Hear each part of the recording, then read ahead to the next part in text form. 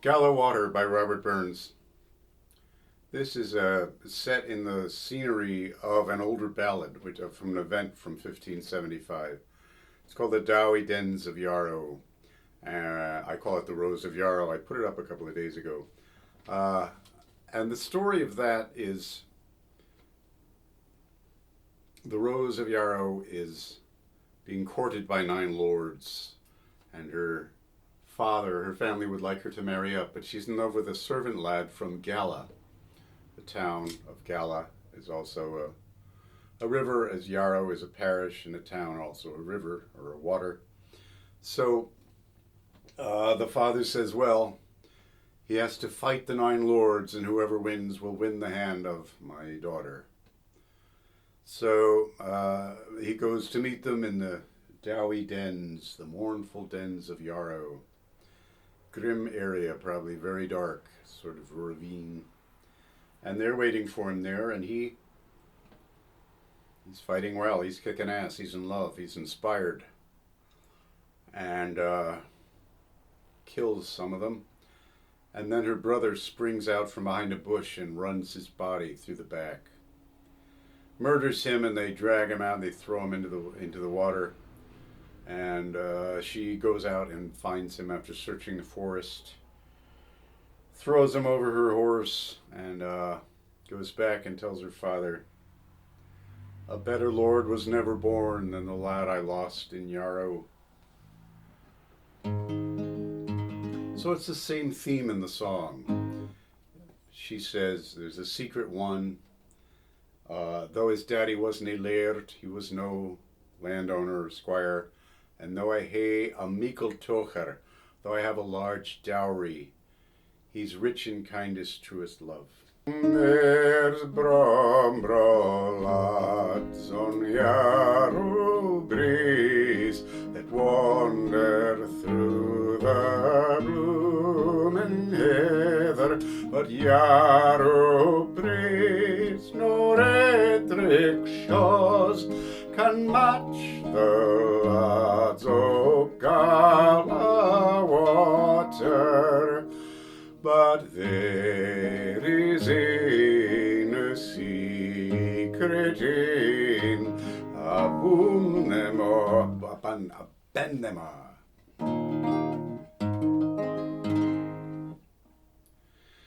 There's braw lads on Yarrow breeze that wander through the blooming heather, but Yarrow breeze nor Ettrick shores can match the lads o' Galla Water.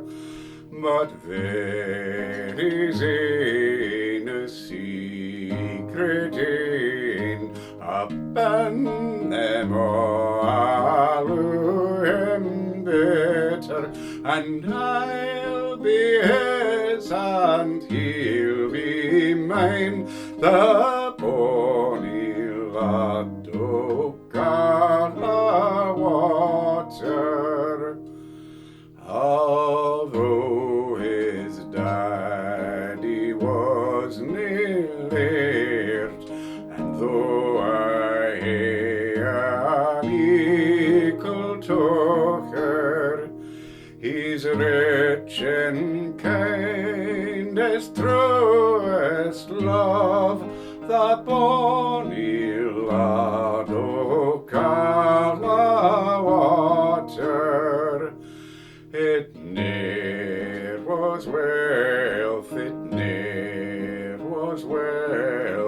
that coft, contentment, peace or pleasure. The bands and bliss, oh mutual love, oh that's the chiefest warld's treasure.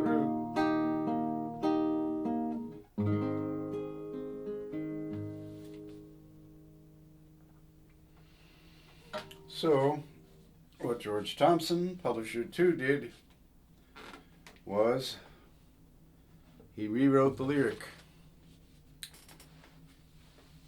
Instead of saying, although his daddy wasn't a laird, and though I have a meikle tocher, a large dowry, he says, though his daddy was a laird, and though I hae na meikle tocher, though I don't have a large dowry, yet rich and kindest, truest love will tend our flocks by Galla Water. Isn't that sweet? Where are they going to get the flocks if they have no money to acquire flocks? First. Second, why would she have to keep her love a secret if they were both poor? They'd get married and everyone would have a party, sing a few songs.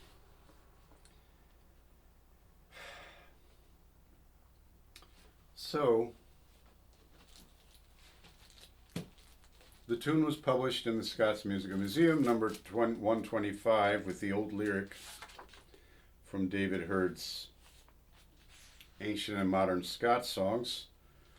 And somebody rewrote the last line of each stanza of that beautiful piece into something disastrous as well. I don't know what it is about this song, but they only published the A part of the melody there. And so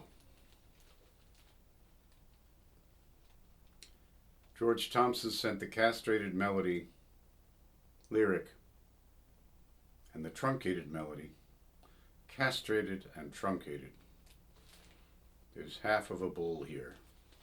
And he sends this bull to Joseph Haydn to arrange for his parlor audience.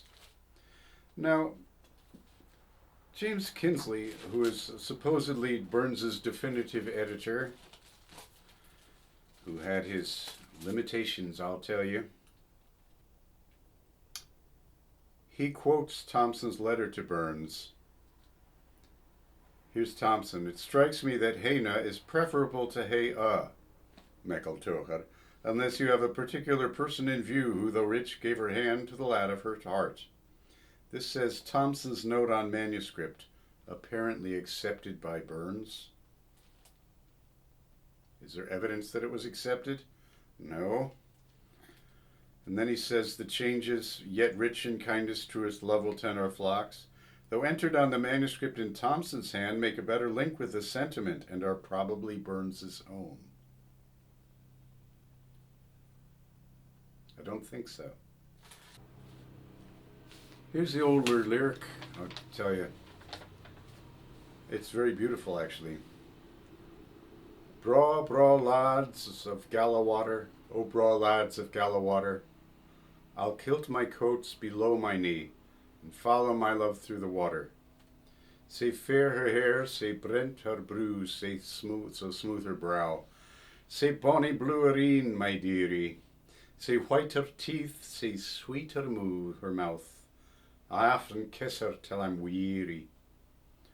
Orion bank and Orion brae, the slope, Orion moss, over the bog among the heather, I'll kilt my coats, my petticoats above my knee, and follow my love through the water. Down among the broom, down among the broom, my dearie, the lassie lost her silken snood, that gart her greet till she was weary, that made her cry till she was weary. Beautiful shifting perspectives in there and lovely sexual metaphors as well. In the older song, Ancient and Modern Scots Songs, David Hurd, 1769.